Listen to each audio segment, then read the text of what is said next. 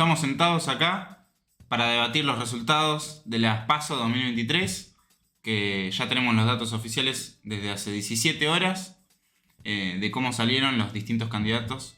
Es la primera vez que sucede esto y más allá de esto, de que sea la primera vez, estamos hablando de un panorama político completamente desconfigurado. O sea, nada que ver con los últimos 20 años de esta cuestión bipartidaria, ni siquiera 20 años. Nos vamos hasta mucho más atrás, incluso antes de la dictadura y después de las dictaduras, con esta cuestión del radicalismo y el peronismo. Y surgió una tercera fuerza en Argentina. Literalmente se destrozó la grieta con estas elecciones. Bueno, y con esta idea de batacazo de Milei, vamos a hablar muchas cosas en este programa de hoy, pero centralmente también me gustaría entrar en esta cuestión de lo que tiene que ver la configuración política que dije recién y la parte ideológica de la cuestión. Porque, viste que se estaba hablando, qué es lo que iba a triunfar en las PASO, si esta idea de centro, o de consenso, o esta idea de disrupción, que está más del lado de Bullrich y de Milei, que esta idea de como seguir las cosas frías, consensuar, que está más del lado de Massa y Larreta. Me parece... Como que con estas elecciones rompimos con la tibieza. Exacto, y literalmente. Es como que todo, exceptuando que el 31% no fue a votar del padrón. Ah, eso, porque no mencionamos eso. Estamos hablando de que solo hubo una participación del 69% del padrón electoral. Sí. Y hay casi un 31% que no fue a votar. Que evidentemente, de cara al 22 de octubre, un porcentaje de 70 va a ir. Y eso va a definir también la elección. Eso es muy importante. Totalmente, pero bueno, exceptuando que un 31% del padrón no fue a votar, estamos hablando de una elección totalmente corrida a la derecha. O sea, que Bullrich y Milei hayan ganado, hayan pasado a las generales. Pará, déjame decirte algo. Entre Bullrich y Milei configuran el 50% de los votos. Es una locura. Tenemos la mitad del padrón, que es de una derecha bastante estable. Sí. Bueno, obviamente continuando lo que hablábamos en el anterior podcast, no necesariamente significa que todos los que voten a Bullrich y a Milei sean ideológicamente simpatizantes con estos dos. No, obvio. Tiene también que ver con algo de la actualidad económica y política argentina, pero igual... Bueno, esta cuestión del voto bronca, escenario... que todos los periodistas luego de esta elección Sí. largaron al aire, que sí, obvio. Es evidente, es lo mismo que estamos planteando en el anterior podcast. No es que todos los votantes de Milei son liberales o todos los votantes de Bullrich adhieran a todo lo que dice Bullrich. Es una cuestión paradigmática de la política.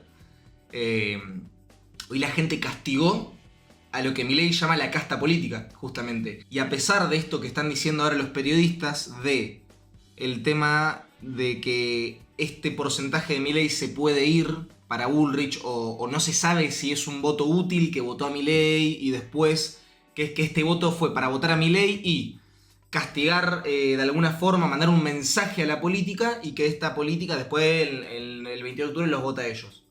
Yo no creo que sea así, es más, te diría, yo creo que no hay incentivo para que... Decime qué incentivo hay para que el votante de Milei no lo vote en octubre, no existe. Es el voto ganador, es decir, juntó 30 puntos, nadie podía creerlo, nadie lo podía... ninguna encuesta, todas las encuestas lo erraron, después vamos a hablar de eso, del tema de las encuestadoras. Pero es increíble eso, cómo juntó 30 puntos el tipo, él solito, porque sí, Juntos por el Cambio juntó 28 puntos, 27 puntos. Ahora, la realidad es que Bullrich tiene 17, Larreta tiene 11, sí, está bien, la mayoría de los votos de Larreta van a ir para Bullrich. Ahora, Bullrich sacó 17 puntos y Milei solo sacó 30. Hay que tener en cuenta eso también. Pero como digo, no creo que esté esta cuestión del voto útil de cara al 22 de octubre, porque tampoco tiene mucho sentido. Vos ponete a pensar que el votante de Milei está casi en una cuestión de éxtasis en relación a lo que sucedió, porque ganó cuando no pensaba que iba a ganar. Entonces el voto ganador también te da y te lleva para ese lado. Y que haya quedado primero es como un impulso psicológico. Exacto. De éxtasis, como decís vos, de ánimo para seguir votando. Yo creo que la mayoría, o si no la totalidad de los votantes de Milei, fueron a votarlos con total seguridad. Obvio. Por las razones que sean. Obvio. Y el que no está seguro de haberlo votado y lo votó es porque no se banca o porque no cree que por más que no cree en las cosas que dice Milei, no cree muchísimo menos en las soluciones que le ofrece el resto, Massa, Bullrich o Larreta, que ya son los mismos que antes lo gobernaron. Entonces, ante la disyuntiva de elegir algo que ya pasó por la Argentina y algo que no pasó, elige lo nuevo.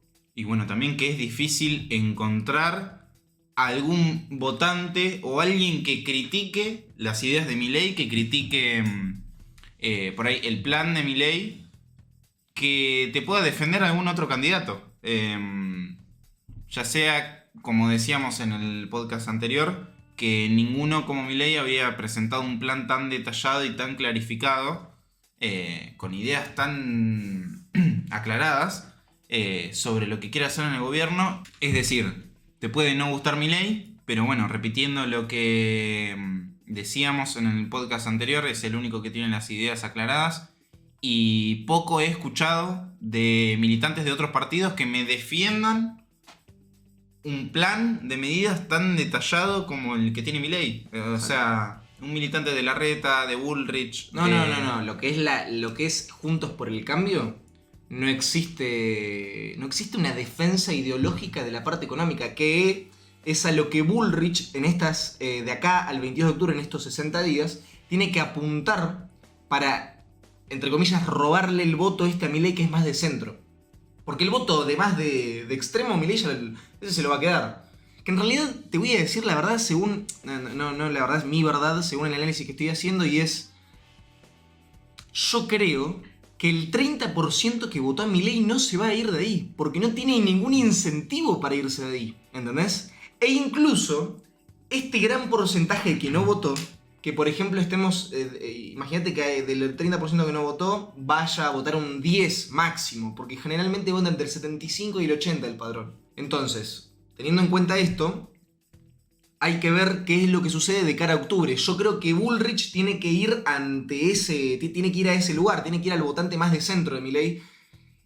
¿Y cómo lo haría políticamente? Intuyo que clarificando su plan de gobierno. Porque fíjate que Milei te dice, ¿cómo soluciono la inflación? Dolarizando.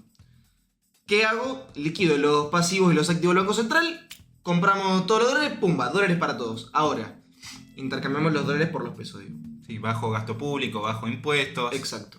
Es todo ministerios. Exacto, es todo plasmado, por así decirlo, todo tajante. En cambio, Bullrich dice, no, porque mediante una estructura financiera y blindando al Banco Central con dólares, pidiéndole guita al Fondo Monetario, entonces... Si no se sabe qué carajo es su propuesta. Exacto. Y bueno, y Larreta menos. Por eso mismo, que no es un tema aparte, Bullrich le ganó a Larreta la interna 70-30 y 80-20 en todas las provincias. Es terrible la diferencia, menos en Buenos Aires, que ahí achicó un poquito la diferencia, pero en todas las provincias le ganó, pero arrastrándolo. Es terrible. Bueno, con eso das pie para volver un poco a retomar lo que decíamos al inicio. El escenario político hoy en Argentina está bien corrido a la derecha, con la victoria de Bullrich y de Milei, y algo que ya tenemos asegurado, sea quien gane, es que de cara al 2024 sabemos que en Argentina, en relación a lo económico, ya tenemos establecido de que se busca reducir el Estado, reducir el gasto público, de que se busca un equilibrio fiscal, hacer un ajuste. Entonces, gane quien gane, sabemos que esas son como las ideas que están predominando ahora en cuanto a lo económico. Exacto. Ahora, hay que ver quién lo hace y quién lo puede hacer. Porque hay que tener en cuenta no solo la convicción de cada candidato, que yo creo que en ese sentido, y analizándolo de la forma más neutra posible, Milei la tiene, cosa que Bullrich no, pero teniendo en cuenta esta convicción, que justamente tiene que ver con el contenido de lo que cada uno dice, también hay que ver la posibilidad estructural de que eso pueda llevarse a cabo. Porque si Bullrich dice, sí, bimonetarismo, yo creo que sí lo va a poder hacer por la mayoría que tiene en el Congreso. Por más que no funcione este bimonetarismo o en lo teórico, práctico no funcione, que de todas formas lo tenemos que ver, que también estaría bueno analizarlo, porque en realidad el bimonetarismo es lo que sucede hoy en día. Pero en relación a esto, Bullrich, por más que una medida no sea buena o no esté bien planteada ideológicamente, la puede llevar a cabo porque tiene la estructura para hacerlo. Hay que ver, no estoy diciendo que Milei no la tenga, hay que ver si Milei lo va a poder hacer con una minoría, porque va a tener una minoría. Algo muy impactante que vi es que si los resultados se dieran así, el 22 de octubre, Milei entraría con 42 diputados. es una locura teniendo en cuenta que tenía 2. Sumaría 40 diputados más, ¿entendés? Eso le daría mucho más pie porque entre Juntos por el Cambio y La Libertad Avanza juntarían 158 diputados más o menos. Y el kirchnerismo tendría 70, 80. Y la Cámara de Diputados tiene 257 diputados. Entonces, teniendo en cuenta esto y teniendo que habría una mayoría opositora, que en realidad va a ser una minoría oficialista en lo tangible, porque van a ser 43 diputados de Milei, si es que Milei pasa a la presidencia, pero con 100 diputados que ideológicamente estarían más cerca de él. Entonces, si él quisiera aplicar reformas que no sean tan radicales, porque viste, Juntos por el Cambio, por ejemplo, la dolarización está en contra, que no sean tan estructurales, como bajas de impuestos y todo eso, el Congreso podría acompañar. Y teniendo en cuenta que en estas pasos fue a votar solamente el 69% del electorado del padrón, un dato de color no menor es que fueron las PASO menos convocantes desde que Néstor Kirchner las impuso. Es decir, fueron las PASO que menos gente fue a votar y fueron las PASO que históricamente determinaron la configuración política argentina de acá en más, porque ahora hay una nueva fuerza que mide más que el peronismo y el radicalismo juntos. Eso es terrible, boludo. Es una locura a nivel coyuntural. Por eso mismo, como planteamos en el anterior podcast, Milei implica esto, un cambio de paradigma. Totalmente. Que tiene que ver con un montón de cuestiones ideológicas, pero no solo ideológicas, sino de cómo se maneja la política y el sistema. Esta cuestión del statu quo que tanto él plantea, cómo se vio cambiada por una elección. Y nadie lo sabía, ninguna encuestadora lo pudo predecir. Por eso yo creo que no hay que darle tanto pelota a las encuestadoras, porque sirve más también como un método de propaganda política y le va a favor en función de quién la paga, en realidad, ¿entendés? Una encuesta política de 50.000 personas vale como 15.000 o 25.000 dólares, ¿entendés? Si la Reta le paga a un focus group para que haga esto, la Reta, pongo un ejemplo, porque se caracteriza mucho por estas cuestiones medio por izquierda. Pero el tipo haciendo eso gastaba una torta de guita y le daba el resultado que él quería. Y no era, pero ni de cerca, el resultado que tuvo en las elecciones. Fue pisoteado a nivel nacional. Totalmente. La Reta. Pisoteado. Yo sacó por un momento, 11 puntos. Por un momento pensé que tal vez la Reta le podría ganarle a Bullrich. Es que todos pensábamos eso también. Porque era un escenario tan raro de ver dos que pasan las generales tan corridos a la derecha. Exacto. Que Bullrich y Milei. Era como que se esperaba que por lo menos un candidato más tibio, uno más en el medio, como puede ser la Reta. Y bueno, y que enfrente a Milei, que es el más corrido a la derecha, y a Massa, el más corrido al centro izquierdo. Este es el peor escenario tanto para tanto para Bullrich como para Massa. Es el peor escenario que podían tener, que podían elegir dentro de las condiciones que existían. Porque a Bullrich no le conviene un balotaje con Milei. Un balotaje con Massa se lo gana caminando Massa. Un balotaje con Massa. Bullrich-Massa. Un balotaje Massa-Bullrich, aunque Massa lo pierda, porque Massa pierde contra cualquier candidato. Contra Milei tenía menos chances. Perdón, contra Milei tiene más chances de perder que con Bullrich. Entonces es el peor escenario para los dos candidatos que no conforman la Libertad Avanza. Y para Bullrich es un quilombo esto que está pasando. Porque Bullrich, junto a Juntos por el Cambio, está en el escenario más incómodo de los tres partidos. ¿Por qué? Porque tiene que ir hacia el votante de Milei, hacia el más de centro, sin irse de esta idea de lo duro, por así decirlo, porque se le va un voto para Milei. Milei tiene el voto ganador, todo su núcleo lo quiere votar para el 22 de octubre. Y tiene un porcentaje enorme del padrón que no fue a votar, que probablemente por esta cuestión de bronca lo quiera votar a él. Entonces, el paradigma político realmente está, por como lo estamos viendo, para que Milei sea el próximo presidente de Argentina. Y esto no es una cuestión de que yo de que yo lo deseo así, sino que es lo que están mostrando los hechos. Porque teniendo en cuenta que es la primera fuerza y que muy probablemente entra al balotaje, un balotaje Milei-Massa, estamos de acuerdo que lo gana Milei. El votante de Patricia Bullrich se iría para Javier Milei y a Massa se lo destierra de la faz de la tierra, valga la redundancia, y el kirchnerismo deja de existir. Porque sería una paliza abismal. Acordate de lo que estábamos diciendo, juntando los votos de Bullrich y los de Milei llegamos a un 47-48%, es una locura. Y si nos vamos a un escenario de balotaje entre Milei y Patricia Bullrich, fíjate que ¿qué es lo que sucedería aquí? La gente se guiaría por una cuestión ideológica o por una cuestión partidaria. ¿Por qué te digo esto? Porque el votante del kirchnerismo, antes de votar a Bullrich, que no le gusta para nada, ante la disyuntiva de tener que votar o a Milei o a Bullrich, que ahí sí es correcto el análisis, va a votar a Milei por esta cuestión de que es alguien nuevo y por esta cuestión de que no conforma Juntos por el Cambio, que lo odian sistemáticamente y ya lo bardearon en el pasado y todo lo que hay en relación a eso. Yo creo que Milei gana o gana. Y replanteando el escenario que nosotros detallábamos en el anterior podcast, el cual sería el peor para Milei, estamos en ese escenario. Milei está frente a Bullrich. El peor escenario para Milei, como habíamos dicho en el anterior, el más complicado, por así decirlo, es Milei Bullrich. ¿Y ahora el problema es que no lo habíamos...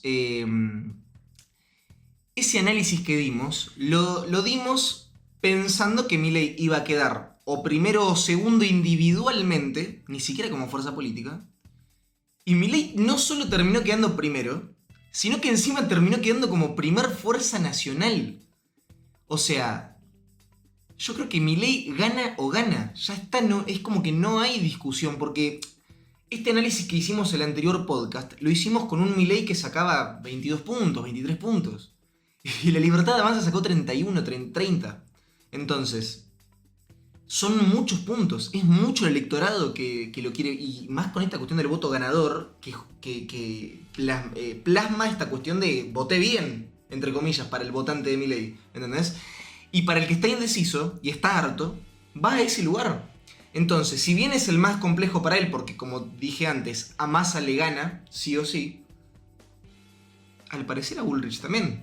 Y eso es terrible y hay que ver cómo... ¿Qué pasa de acá al 22 de octubre? Ya me imagino una operación mediática enorme de los medios de comunicación para que el votante de Milei se vaya para Juntos por el Cambio. Pero bueno, hay que ver, porque fíjate que Juntos por el Cambio durante muchísimo tiempo planteó esta disyuntiva de no, vótenme a mí porque yo soy el que puede ganar. Bullrich decía eso, no, vótenme a mí, que yo estoy alineada a lo que dice Milei, pero yo puedo ganar y él no. Entonces votarlo a Milei es desperdiciar un voto. Teniendo en cuenta esta disyuntiva, entonces, ellos... Pero visto lo de ayer, eso se anula pero completamente. Pero visto lo de ayer, esto se ve literalmente al revés, es inverso. Ahora psicológicamente la gente sabe psicológicamente el votante... Milei tiene muchas más chances que Bullrich. Psicológicamente el votante de Cambiemos que se comió este verso durante 4 años, ahora entiende que votar a Bullrich es desperdiciar un voto. Entonces, teniendo en cuenta esto que te acabo de decir, teniendo en cuenta el voto ganador, que reafirma el voto de valga la redundancia, el votante de Milei, y teniendo en cuenta que hay un porcentaje muy grande del padrón que no lo votó, que no fue a votar, y que no fue a votar, intuyo por esta cuestión de descontento y bronca, y gran parte del Milei es voto bronca, lo único que queda es que Milei saque 30 puntos o más. Y esto daría posibilidad a que pueda ganar en una primera vuelta, o mínimamente entra al balotaje sí o sí. Bueno, y un detalle, que el último soldado, los restos del kirchnerismo, lo único que queda para Cristina Fernández de Kirchner, y para el kirchnerismo en general, es Kicillof en la provincia de Buenos Aires con ese jugoso 36%. Exacto, pero es lo único que pueden rescatar en realidad de ellos. Porque fíjate que en realidad, Juntos por el Cambio, si no entiendo mal, sacó alrededor de 35 puntos. 34 puntos creo, o sea, está a 2-3 puntos de Kicillof nomás. Y Píparo sacó 25, es decir, si unificás vos a la oposición, se van en todo el país. Es decir, culturalmente el kirchnerismo está destruido. No hablo del peronismo porque el peronismo de alguna forma u otra siempre se reinventa en el panorama político actual. Pero el kirchnerismo, que tiene que ver con esta idea de radicalización del peronismo, se está literalmente Extinguiendo. Claro, exacto. Se está literalmente erradicando de la historia argentina. Y se muestra en esto que sucedió en las elecciones, básicamente. Y como bien vos decís, la provincia de Buenos Aires es el último bastión que tiene Cristina. Es el último bastión vivo que tiene. Y ni siquiera, porque en el 22 de octubre se la pueden poner a Kicillof. Y se la pueden poner en serio porque pensá que Milei sacó estos puntos con mucha gente dudando y votando a Bullrich. Ahí está eso que lo quería decir y me había olvidado. Yo conozco mucha gente de mi círculo que, por ejemplo, votó a Bullrich, pero que el 22 lo vota a Milei. Ya antes de saber esto, que es lo que sucedió. ¿Por qué? Porque no quería que gane Larreta. Entonces hay un voto útil hacia Bullrich para que no gane Larreta, pero después votarlo a Milei. Entonces eso es también algo que nadie dice, ningún medio se dice, pero es algo que mucha gente hizo con convicción. Ahora, ojo con ese voto útil, porque antes de haber visto estos resultados de las PASO, ese voto útil podría haber perjudicado a Milei. Podría haberlo perjudicado y porque no lo perjudicó. Llevarlo a un escenario, a enfrentarse con Bullrich, y donde en general, antes de ver estos resultados de Milei a las PASO, la gente pensaba que Bullrich tenía más chances políticamente. Ese voto útil hacia Bullrich hubiese perjudicado a Milei. Ahora estamos viendo que es todo lo contrario después de las PASO. Ese voto útil se va a ir a Milei. Exacto. Y justamente psicológicamente mucha gente ya está convencida de que Milei tiene chances políticamente de llegar al mando. Y es que aún habiendo ese voto útil de votar a Bullrich para que no pase Larreta, porque el que hizo eso no considera que haya muchas diferencias ideológicas entre Milei y Bullrich. Es como que bueno, ya está, cualquiera de que los dos gane nos va a ir bien, piensa esa persona. Entonces, incluso existiendo ese voto útil de Bullrich para que no gane Larreta y después lo voto al Peluca, incluso existiendo ese voto, Milei arrasó. Entonces, es otro punto más para que te des cuenta de que Milei tiene todas, pero todas las de ganar. Y es increíble porque no tiene sentido, es algo que en el panorama de político de la Argentina nunca sucedió. Que tanta gente en 2 años se desafiliara, pero absolutamente ideológicamente de los otros partidos y se vaya para otro. Es terrible. Y hablando de esto, de que no hay desincentivo tampoco para que el votante de Milei no lo vote el 22 de octubre, también hay otros factores. Por ejemplo, Schiaretti. Ya te nombré 5 puntos de todas formas, pero Schiaretti fue y también lo aplaudió. O sea, no es que lo aplaudió, pero dijo, felicito, creo que lo felicitó a Milei por la elección que hizo, qué sé yo. Bullrich también. Bullrich también, pero eso creo yo también va por este lado de que necesita captar los votos del centro de Milei. Necesita decir, bueno, listo, Milei, coincido con vos, bien ahí. Y fíjate que Milei le cortó todo el rostro cuando le preguntaron en una entrevista a la mañana, le dijeron, sí, Patricia te felicitó en las elecciones, qué sé yo, y Milei dijo, y mirá, Bullrich a mí me operó mediáticamente, me hizo estas cosas, me bla bla bla bla bla bla. Entonces también cortó este vínculo que ya lo había cortado días y semanas antes de las PASO. Entonces Milei se mantiene así, se mantiene con lo mismo, que es lo que tiene que hacer el que gana la elección. Mantener el discurso, ya está, es el que ganó. ¿Entendés? Entonces si vos mantenés eso, no lo radicalizás, que es muy importante para que él siga manteniendo sus votos, yo creo que lo único que le depara a Milei de acá al 22 de octubre, objetivamente, sin ningún juicio de valor, es ganar. Es lo que el panorama político actual demuestra, por lo menos. Totalmente. Tengo entendido también que Milei ganó en 16 distritos de los 24 23, o sea, es una locura, 16, 17 distritos ganó. Todavía no me acuerdo Santa Cruz, creo que lo ganó un partido provincial, pero es terrible, está el país pintado de violeta. Es algo que no... Es impresionante ver la imagen que subió Javier Milei. Sí, que subió Libertad Avanza en Twitter. De todo el país, casi todo pintado de violeta, es increíble. Sí. Y bueno, y también demuestra y eso, el hartazgo de la política, cómo se pudo ver un cambio cultural o ideológico tan rápido. Y bueno, esto que estamos viendo, que estamos presenciando la foto de la extinción del kirchnerismo. Exacto. Y viste toda esta cuestión que hubo este último tiempo de periodistas o encuestadoras o lo que sea que marcaban que como a Milei le había ido mal en el interior del país, es donde no le iba a ir bien en las presidenciales. Y Milei siempre dijo, no, es que no está mi cara, no está mi boleta. Y tenía toda la razón el tipo. Literalmente el interior del país lo hizo ganar. Porque en Cava, fue la peor elección que tuvo, fue en Cava, que lo votó el 17% de las personas. La peor elección la tuvo en Ciudad Autónoma de Buenos Aires, boludo. Y en todo el país, el resto del país, arrasó. Tengo entendido que en San Luis sacó 50 puntos, en Córdoba 45, una cosa así. Una locura. O sea, le saca 20 puntos al segundo, que es Juntos por el Cambio. Y esto que me olvidé de decir también en todo el recorrido del podcast, Unión por la Patria quedó tercera. Quedó como tercera fuerza nacional. El kirchnerismo quedó como tercera fuerza nacional y conjugándolo con esto que decíamos de que se radica el kirchnerismo de por vida, es increíble cómo la mayoría del padrón electoral que votó decide una elección que no tiene nada que ver con esta cuestión populista de izquierda, con esta cuestión de la izquierda o del Estado presente, o del Estado de bienestar, que tanto se nos planteó hace muchos años. Sí, lo que hablábamos hace un rato, que se fue literalmente todo este escenario político que tenemos hoy. Toda la derecha. Pateó todo lo que tenga que ver con el Estado presente en la economía o en lo que sea. Ya está. Pateó totalmente un montón de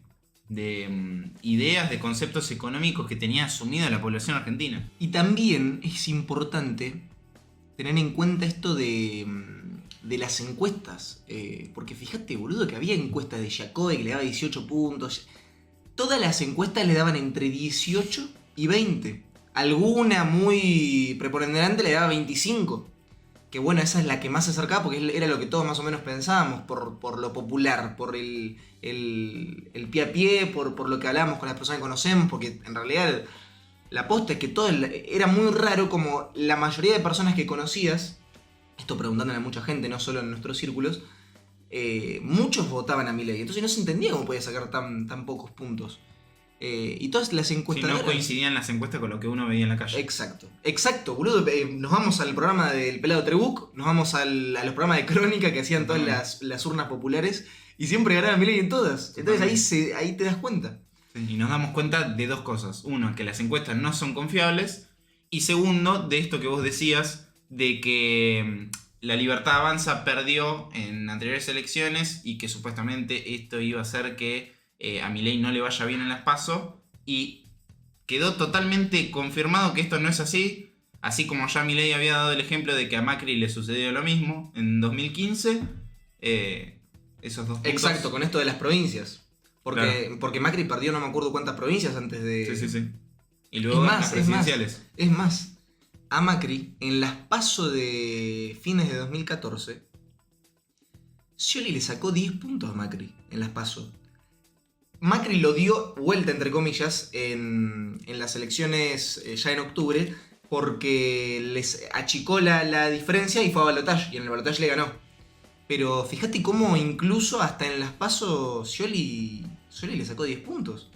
Entonces, el panorama político de Argentina es siempre impredecible, siempre. Pero, como te digo, no hay que irnos con el tema este de las encuestas, porque es algo que se notó mucho la operación que hubo en relación a eso. ¿En qué mundo Milei sacaba 17 y 18 puntos si sacó 32 a nivel nacional? Es algo que duplicó casi lo que daban las encuestas, ¿entendés? Estaban recontra lejos de la realidad. Totalmente. Y sin irnos más lejos de lo que estamos hablando de este tema electoral, es la peor elección en la historia del peronismo. Y no después de la democracia. En toda la historia del peronismo es la peor elección que tuvo. Y no solo es mala la elección del peronismo, porque no solo te digo que porque es malísima, sino porque fíjate que si comparamos las PASO de 2019, en las que gana Alberto Fernández y Cristina Kirchner, sacan 48, 47 puntos. Una bestialidad. Hoy sacaron 10, 11 puntos menos Massa y Grabois. ¿Entendés eso? Massa y Grabois encima. No es que porque si contamos solo a Massa, que sacó 20, sacó 17 puntos menos. Pero si contamos a la unión, que es Grabois, Massa, sacaron 20 puntos menos. Es una locura. Me corrijo, 27 eran, si contábamos solo a Massa. Sí, de 47 puntos a 20. Exacto. Pero como contamos a Grabois y a Massa como fuerza en conjunto, sacaron 27 puntos. Entonces, 26, 27 puntos. Entonces, estamos hablando de 20/21 puntos abajo en relación a las PASO de 2019. Y también es una muy mala elección para Juntos por el Cambio. No solo porque no era lo que esperaban, porque ellos se sentían recontra ganadores, sino que es muy mala la elección porque sacaron 12 puntos menos en relación a las PASO de 2019. Entonces fíjate cómo Milei le sacó más puntos al peronismo que a Juntos por el Cambio. Si analizamos en serio esta cuestión, le sacó más puntos al peronismo que a Juntos por el Cambio. Entonces este verso de que Milei le roba puntos a Juntos por el Cambio, no solo que ya no existe más porque es la primera fuerza opositora, sino que se demuestra en estas elecciones que le quitó más puntos al peronismo en relación a las PASO de 2019. Bueno, y en relación a cómo las PASO impactaron hoy en la vida de los argentinos, por ahí en lo más económico, en la madrugada, como sabemos que en las cuevas no se puede ir a operar con el dólar blue, el dólar cripto fue el que se vio afectado, el que se vio moviéndose constantemente de 6.50 a 6.70 y que se vio esos movimientos. Sí, fue el primer indicador cuando estaban todos... Totalmente. Cuando estaban escrutando las mesas, básicamente. Sí. Cuando había terminado el escrutinio. Claro, en el USDT. Y bueno, hoy vimos a la mañana que el dólar oficial fue devaluado un 25%, 22%. Creo que un 22%. Un 22%. Y lo fijaron en... ¿cuánto? 3.65. 3.65, 3.65, ¿verdad? Por ahí. Hasta octubre lo fijaron según el gobierno nacional, desde el Banco Central. Claro, bueno, hay que ver cómo se sostiene eso, porque seguramente en esta semana y en las próximas semanas se vaya un poco al carajo. Es que todo eso, esta devaluación, porque es literalmente lo que pidió el FMI, esta devaluación de 22 puntos, literalmente se va a precios, urgente, porque es eso, es devaluar. Totalmente. Es devaluar oficialmente el peso, básicamente. Totalmente. Y bueno, también está esta cuestión de si Milei tiene la culpa, porque mediáticamente no sé si ya empezaron a hacerlo, pero seguramente lo van a hacer, de echarle la culpa a Milei de esta suba del dólar. Dio una elección tremenda y como su propuesta más famosa es la dolarización, por ahí hay mucha gente que decida irse al dólar. Que en algún punto tiene sentido esta cuestión de que el dólar aumente porque gane Milei. En algún punto, digo, no en su mayoría. ¿Pero por qué lo digo? Si Milei dice que va a dolarizar, es decir, que va a eliminar el peso, que se termina el Banco Central, literalmente está diciendo que si tomamos, por ejemplo, el peso como una acción o como un activo, lo que se está diciendo que lo va a eliminar, entonces se va a depreciar el peso, la gente va a querer dolarizarse más barato. Entonces, esto no implica que Milei sea bueno o malo, implica literalmente en términos económicos eso, que la gente va a querer dolarizarse antes. También es por una cuestión de que tal vez la gente no entiende del todo la propuesta, no entiende cómo se va a realizar. Exacto. Y ante el miedo de, bueno, el dólar se va a ir al carajo, ¿a qué precio va a dolarizar Milei? Decide hoy pasarse a dólares lo más que pueda, lo más antes que pueda. Es que además nadie sabía que iba a ganar Milei. Entonces el mercado, ante la incertidumbre de esto, reacciona así. Es algo en algún sentido normal porque nadie sabía que iba a suceder esto. Tampoco hay que irnos del eje de que el gobierno devaluó 22%. O sea, también eso implica necesariamente un aumento en el blue, porque está aumentando el tipo de cambio oficial. Entonces, el aumento del dólar blue se vio por la devaluación del gobierno, que no tiene responsabilidad Milei de eso. Y en algún punto, en algún porcentaje pequeño, también por esta cuestión de la expectativa que implica dolarizarse antes. O sea, los argentinos se van a querer dolarizar más barato y es normal eso. Totalmente. También, bueno, hay que ver bajo a qué criterio devaluaron un 22%. Es una decisión totalmente arbitraria. Pero bueno, es como ya sabemos, es un precio fijado. Bueno, pero es un todo, control de precios sobre exacto, el dólar. Todo en Argentina es arbitrario. Y bueno, hay que ver qué criterio usaron para devaluar justamente un 22% y hasta octubre. También tengo entendido que cayeron los bonos argentinos que cotizan en Nueva York, cayeron algunas acciones. ¿Y eso a qué se podría deber? Porque... Y yo entiendo que también tiene que ver con esta cuestión de la incertidumbre. Porque es eso, es incertidumbre. Ahora, esta cuestión del blue que subió tiene que ver con el 22% de masa, de que devaluó la moneda masa. Y no solo tiene que ver con eso, sino que, a ver, este gobierno... No sé cuánto triplicó o duplicó la base monetaria desde que es gobierno. O sea, emitieron una torta de guita en la economía y eso también se ve reflejado. Totalmente. También es una cuestión de que todo en la Argentina, en la economía, está pisada. Está todo pisado para adelante y después veremos. O sea, es una bomba que en algún momento va a explotar y ante la incertidumbre del mercado de decir, che, carajo va a pasar, sucede esto. Es normal, no quiere decir que Milei sea malo o sea bueno. Es una cuestión de incertidumbre y sucede eso, es la verdad. Bueno, además de que estos 2 meses van a ser bravos, yo creo que nadie debería creer que vamos a mejorar, por lo menos en el próximo año, respecto a la inflación y demás cosas, por obviamente esto de la política monetaria, de la emisión, que tarda en torno a los 18 y 24 meses que pegue, o sea que lo que se emite hoy va a terminar de pegar dentro de 18 a 24 meses. Entonces, todavía tenemos un periodo en el que vamos a seguir teniendo una inflación. Vamos a ver cómo, si Milei llega a la presidencia, cómo aborda eso. Y también todo el tema de las LELIQs y todo eso, que es inflación a futuro. Él dijo que el problema, el cepo se libera cuando se eliminan las LELIQs, porque si no ahí sí se va todo al carajo. Claro. Y él dijo, literalmente estoy citándolo a él, que de 1 a 2 a 3 meses como máximo se eliminan. Es decir, que el argentino estaría viendo un país sin cepo a partir de febrero o marzo del año que viene. Uh-huh. Él mismo lo dijo y lo afirmó en una entrevista con Laje. Entonces, guarda con esto porque ya le está dando el mercado una expectativa en relación... Es interesante porque no me acuerdo si Bullrich o Larreta habían dicho que a partir de los 6 meses. Bullrich dijo que el día 1 elimina el cepo. El día 1. Y Larreta creo que a los 6 meses. Sí. Larreta igual ya no tenemos más en cuenta la propuesta porque... No, dijo que va a estar un año Larreta, me parece, con cepo. Pero al margen de esto, Bullrich planteaba esta cuestión de sacar el cepo de una sin solucionar el tema de las LELIQs. Pero ahí en serio hay una hiperinflación. Ahí sí en serio se va al choto el dólar, y no solo el dólar, sino todos los precios.